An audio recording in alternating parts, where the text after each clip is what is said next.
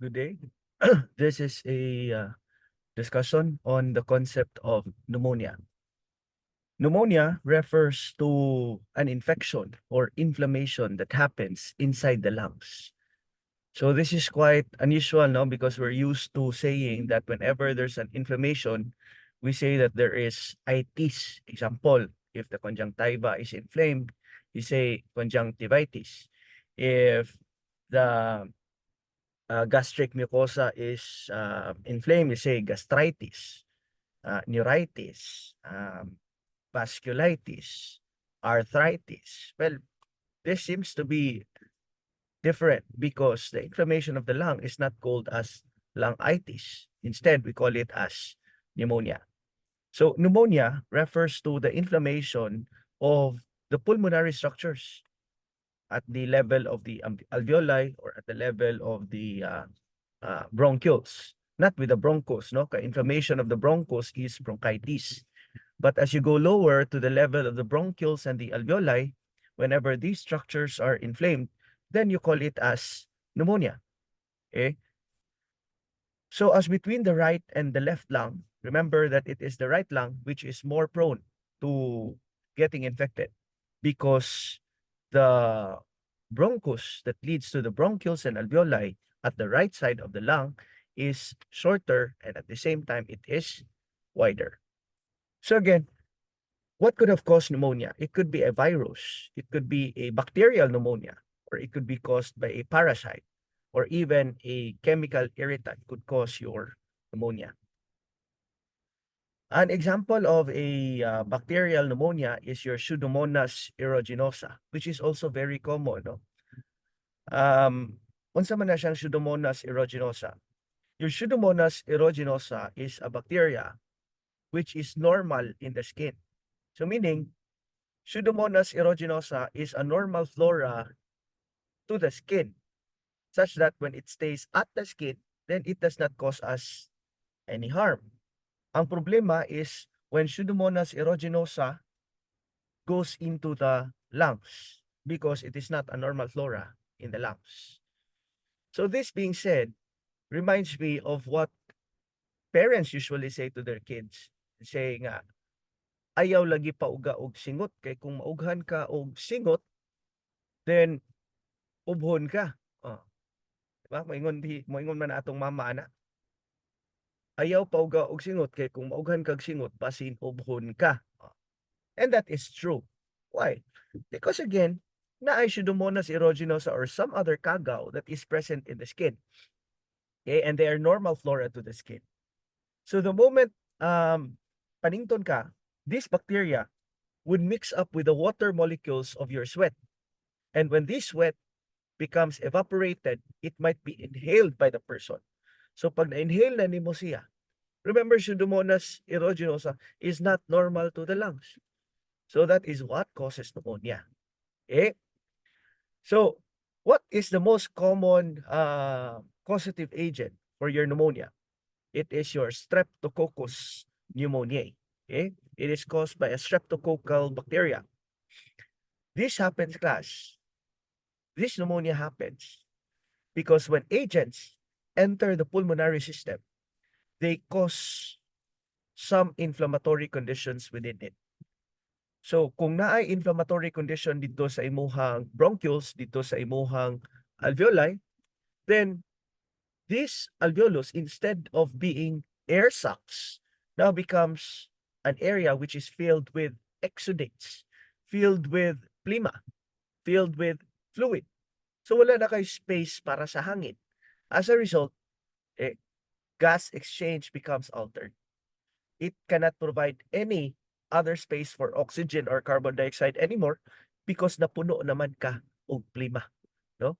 Ang hollow nga naay hangin is now a hollow area, is no longer a hollow area because it is filled up with phlegma. So it becomes like a solid area, and we call it as consolidation. Okay? So the filling up of phlegma in the level of the lungs are called as consolidation. Now, what are the symptoms of a patient with pneumonia? Number one, okay, you have dullness on percussion. Remember class, kung i-percuss nimo ang imuhang baga, okay? Pag percuss nimo ana, so intercostal space, so these are the ribs, okay? In between the ribs, you try to percuss it. When you percuss it, you should hear a resonant sound. That's the normal lang sound. And this has been asked in the latest board exam. What is the normal lang of the sound on percussion? And we know it is resonance or resonant. Okay? Pero, this sound is created because it is hollow and filled up with air. Okay? Now, imagine if the alveoli undergoes emphysematous change. Di ba, mudako man siya, mapulos man siya, o kanang mo extend man, mo dilate man ang imuhang air sacs. So there is now a bigger hollow area. So what sound do we hear when we percuss an emphysematous lung? It becomes hyper-resonant. So normal lung is the resonant, while your emphysematous lung becomes hyper-resonant. But what if it is consolidated, na puno og plema, such as in pneumonia, such as in TB? Pag percuss nimo ana, the sound that you will hear is dull. Okay? So let's try to review what are the different sounds elicited on percussion. So again, we mentioned about number 1, lungs which must be resonant. Your emphysematous lung which must be hyper-resonant. If the lungs are consolidated or filled with plema, it becomes dull. What if the nurse percusses on a bone? The sound must be flat. Muscles, the sound must be flat. Stomach, what is the percussion sound of the stomach? It must be tympani. How about liver, the heart? These are solid organs. What sound do you expect? The sound must be dull. So in the same manner, when the alveolus are filled up with air, the sound elicited on percussion, pag tap nimo, katong mag-ana ka, okay, the flexor fleximeter, you will hear a dull sound. Okay, so dullness in the lungs. Number 2, manifestation. There is egophony, no? Positive for egophony. Unsa man na siyang egophony? Egophony happens when the lungs are consolidated. Meaning, the transmission of sound via an organ which is hollow should not be very clear. Okay? It should be deep. No? Example, when you say E and you listen over the lungs using your stethoscope, you should hear the sound as E. Okay? E. E. Ana na siya og sound. Pero kung consolidated ka, no, the alveolus are no longer hollow, they are instead solid, you will hear it even clearly because transmission is enhanced in a solid environment. So when you say E and you listen over the lung, madungog nimo is A. It sounds clearer. Okay? So you call it egophony. You can also have bronchophony. So what's the difference between egophony and bronchophony? Sa bronchophony, you say 99. Okay? So you listen over the lung. 99. You should hear it as 99. 99. Okay? So say 99, sir. 99. 99. 99. 99. 99. 99. Ni kusog. So kung naga nimo kusog og kalit, that indicates the presence of consolidation. Because the principle, again, the sound is transmitted better in a solid environment. Okay? So egophony is saying E heard as A, consolidation. Bronchophony is 99 heard loudly is consolidation. The same principle applies to your whispered pectoriloquy. In your whispered pectoriloquy, you ask your patient to whisper 1, 2, 3. 1, 2, 3. So there are 10 areas in the lungs. 1, 2, 3, 4. Imo siya nun. Say 1, 2, 3, sir. 1, 2, 3. 1, 2, 3. 1, 2, 3. 1, 2, 3. Ni kusog og kalit. Unsa may pasabot na ay plima dito dapita sa baga. So kung asa to'y ni kusog, okay, either whispered pectoriloquy, egophony, or ni clear siya, on egophony. Unsa may pasabot ana na ay consolidation. Okay? So remember, number 1, dullness. 2, egophony. 3, whispered pectoriloquy including your bronchophony. Okay? Next is chest in the pain aggravated by a hacking cough. So inig-ubo, masakit imong dughan. Okay? And on X-ray, remember this, pagtanaw nimo sa X-ray, if ang X-ray itumra, very good, pulos hangin. Pero naakay makita puti-puti, you call it infiltrates. If the infiltrates are found at the basal aspect of the lung, because of the force of gravity, ang plima motagak, ginasubos. So because of the force of gravity, ang imong plima na gani dito sa ubos, what does it indicate?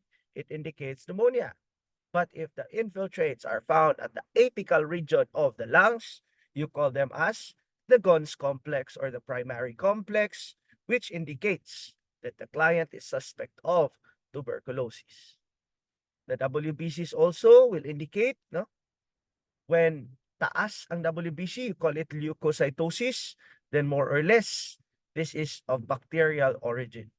But if the WBC is, on the other hand, reduced, no, leukocytopenia, okay, it is of viral origin.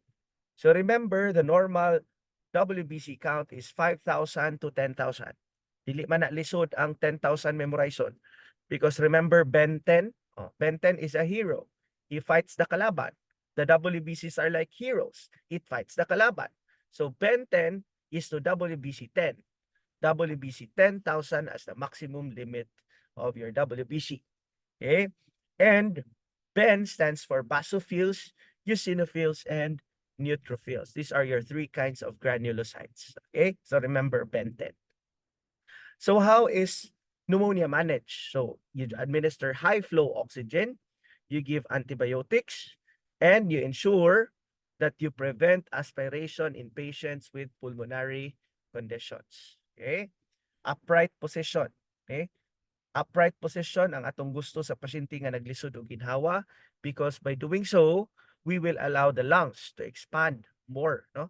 There will be better lung expansion in an upright position. So when consolidation is present, meaning katong naay plima ang imuhang alveolus, then the sound transmitted becomes of higher frequency, meaning the sound is better transmitted. Okay? Itong egophony. So when you say E in a hollow environment, should be heard as E. Okay? But when there is consolidation, the E should be heard as even clearer. So it sounds like A. Okay? So lung consolidation refers to areas of the lungs that is filled with phlegma liquid instead of air. And this is common among patients who have your pneumonia. Okay?